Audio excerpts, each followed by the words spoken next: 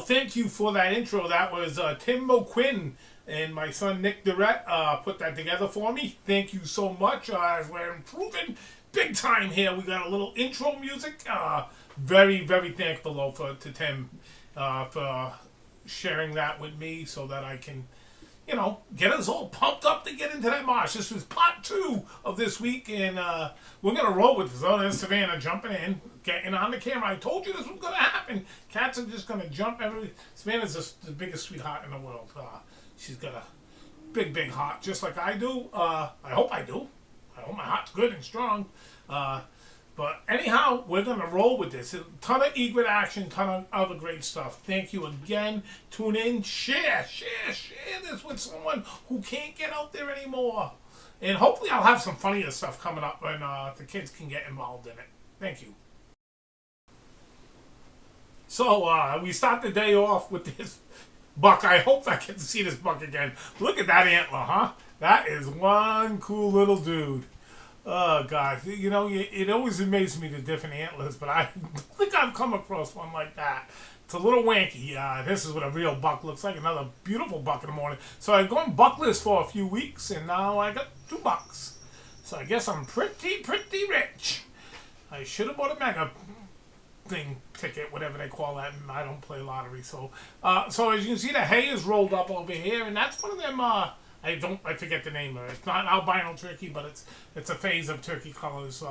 But you can see the hay is rolled up in the field now, and the bobolinks are gone, and that's where we are now in the field. And but deer flies are out. So this is a little pan. Okay, look in the middle. That's a yellow leg actually with a minnow, which is just phenomenal because I wish I would have got a still in that. Behind him is a black duck. There's snowy egrets, yellow legs. Black duck. Look at this beautiful snow. He comes in. Woof! Look at that landing. Look at that's a great egret. The snowy is in front of him. Unbelievable. I just love the wingspan of these birds and when they land in the marsh. And this is the problem I have about. There's an ibis back here, so always hiding in the reeds. The ibis are very tough to get. But that's the problem I have between shooting still and video. I can't do both at the same time. And it really, sometimes I get a capture that just needs to have a still, and then sometimes you've got to bring it to life with a video. So I'm working on it. This one I put a little minette on the side, or vinaigrette, it's a minette, I believe they call that. I am not the greatest at English, of course, as you all have figured that out by now. It's not my first language, as I have a good friend who told me, even though it's my only language. So my enunciation and pronunciation is horrific. Beautiful. You can see the little crest on the snowy egret on the right. Sorry, missed that. Another one I just did a little, look at a little beautiful little grouping. There's really nothing but blur off to the side, so I tried a little bit. Oh my gosh, forget it. I'm not saying that word again. But that's how it goes with me, Gosh almighty. But that is beautiful. That's how it is without it, so... Without the minute, oh boy, I am just not. You get a word, you're just gonna stumble with it, and you just say forget about it. So that's what I'm doing. I'm saying forget about that word, but minette. So here's a beautiful great in flight. I mean, there were so many coming in and out. What happens is there was super moon tide, and all the minnows got trapped. Well, not all the minnows. But tons of minnows got trapped in this pan.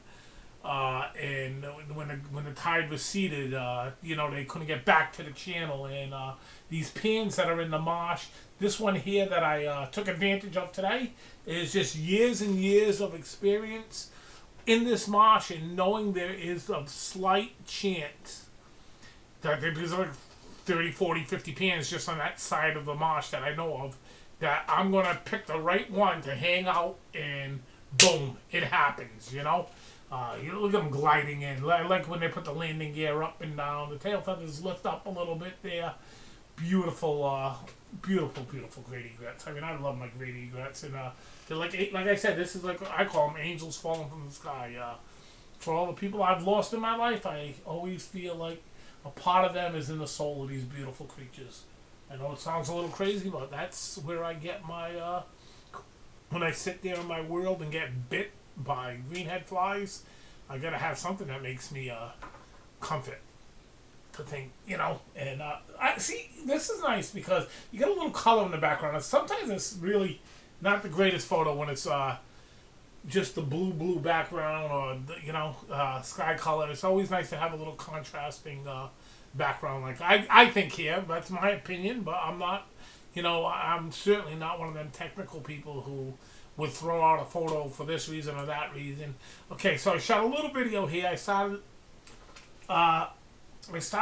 with just my 500 millimeter on my D780 in slow mo, and then I decided that, as you can see, see that's just a little pan that's in there. That's just a little area where these birds just keep coming in and the minnows get trapped. So then I decided to put my 1.4 teleconverter on it, which I think it did a better job. And you see a black duck there in the middle. It's amazing. Everything joins in this feeding frenzy. The black ducks, they eat the minnows. They eat the shrimp. There's shrimp in there. It's amazing. But look at the snowy, the snowies, the greats. To the little right next to the black duck, it's a little blurry. That's a yellow leg in there. So I mean, multiple species. At times there's the ibis come into the, they like to stay in the grassier part. The ibis, they don't like to wade. I don't say they don't like to wade. I've had them wade in the water deeper, but sometimes the ducks really are the ones that just it's amazing. The ducks keep swimming by. And you see this is a little bit further up the channel, and they're all where it gets narrow there. And there's an ibis. Look, there's an ibis right there in the back with the yellow legs there. So certainly the ibis are around. I think I saw about 8 of them this week, which is not a bad number. I would like to see the number be a little high. I actually would like to see both the snowies and greats numbers jump another 20 to 30 birds. Last year we were had to have been pushing 70 to 100 egrets in the marsh. It was just a white fluffy. And certainly over the weeks, look at that. That's what you want to try to catch. See the one that pointed his head straight up in the air to the right? You probably missed it. I missed it. Right there. That's actually a threat. And that's how you can capture them birds. And hopefully next week, if everything goes right, Saturday or Sunday, boom, I will capture that. I will show you the posturing that goes on. Here's another beautiful egret coming in for a land. See, this still just freezes it. You get the action, and then you got the freezing. So it's a combination platter. It is beautiful to me. It's like it's this one taking off. Well, you see the lunge in that. You can't get that in the video. The power of the lunge. And I sat in this area for quite some time, and I'm very proud of that because these birds went undisturbed and then filtered out for close to 3 hours till the tide brought the pan down to nothing, and they just did away with all the babies. This one took time to prune its feathers. Just love them egret feathers, don't you? How can you not? I think women used to kill them all for the women to make hats. Oh gosh, the fashion you women have put to some of the. Well, man did the greed. Let's face it. Beautiful comment coming in. Not really beautiful comment. Comments I don't find beautiful, but this one here saw all the birds, and he realized, hey, I got nowhere to land. I gotta swim. I'm a swimmer catcher. So he just peeled up and took off. But their eyesight, they see stuff from all the way across the marsh. And these are the ones that will be pursuing. Look, there's a beautiful glossy ibis in flight. So loving the glossy ibis. Only got them in flight. I really didn't get a good shot of them at that pan because they stayed buried in the grass, unfortunately for me. But when it came time to leave, this one went in the right direction, let's say, and I was able to capture a little bit of the glossy ibis there. Always like the hook bills. Just love the diversity. I love diversity. It is just, life is all.